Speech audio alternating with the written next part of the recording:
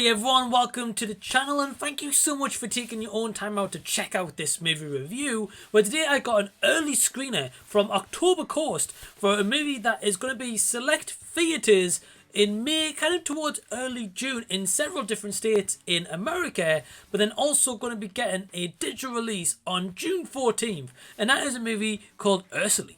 So on June 14th, this movie is going to be digitally distributed by Gravitasventures, so it's awesome to be working with those guys again and October Coast, and this is a very intriguing movie, let me put it that way, because firstly it's directed by Christine Chen, who has previously done over 10 short features, I think around 14 or 15, and this is her first feature movie, so that's quite impressive to start with. And I also know that kind of like a little bit behind the scenes of this, it also had 12 days to shoot this entire movie.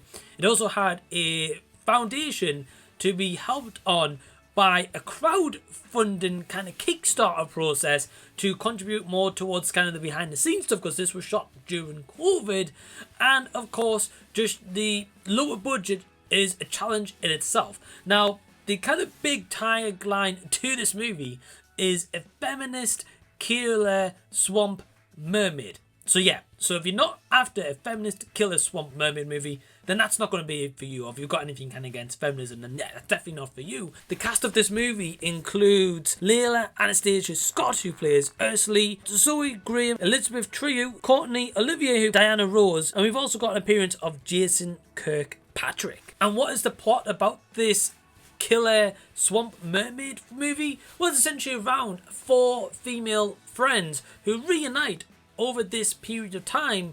However, their reunion takes a really dark turn fast when they come face to face with the swamp killer mermaid Erzulie.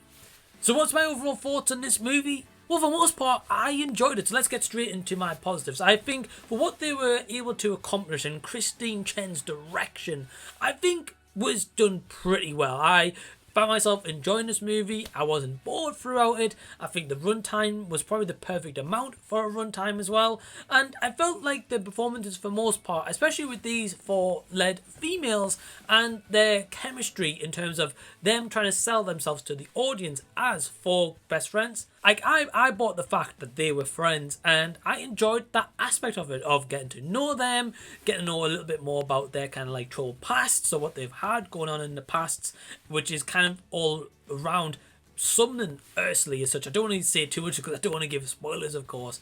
But yeah, the performances all around, I enjoyed them. Even Jason KirkPatrick, who plays kind of like a silly performance of Rhett, even though he's a bit goofy at times, I still enjoyed it. I just took it for what it was. And again, I just appreciate filmmaking like this, where they can make a movie on a smaller budget and what they were able to accomplish. I also love the ambiguity of Erzulie herself, this swamp mermaid. You don't see it too much, and you don't see it in the kind of mermaid costume itself too much, which I like, because it gives it that ambiguous feeling of it's not overexposing it, and when the moments do happen when we see it, it's impressive. They do it really, really well, and it looks great as well. And I like this location of this kind of like lake or pond, kind of out of middle nowhere setting. I felt like they kind of took that for great execution for most part, and I really like what they were able to do in maybe like a smaller space in a short amount of time,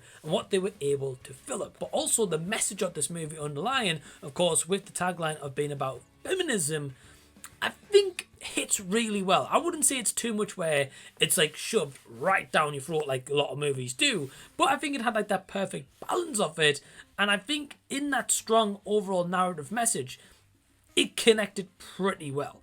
What I would say in terms of like any negatives that I've got for Erzulie is kind of one of these where I would love to have seen what Christine Chen could have done if she had a bigger budget, because you can tell maybe at times there was some limitations on what they were or weren't able to do in this movie, which I would have really liked to have seen, like maybe like some deleted scenes that was maybe going to be put in here, or what they could have maybe done, say if they had a bit extra bigger budget. I would have liked to have seen what they accomplished. But in terms of like main negatives, I would say there was maybe 1 or 2, maybe like 1 sound choice I wasn't really on board with, and I guess there was one point where I noticed like the audio was slightly different to kind of the rest of the movie. So my overall score for Erzulie is a 6.5 out of 10. So, have you seen this movie? Are you going to be checking it out in select theatres or on demand when it hits on June 14th? If you have, or are you going to, leave any and all comments down below. If you've enjoyed this video, please give it a big thumbs up and also subscribe to the channel if you already haven't. And until the next time that I see you, I'll be seeing you later.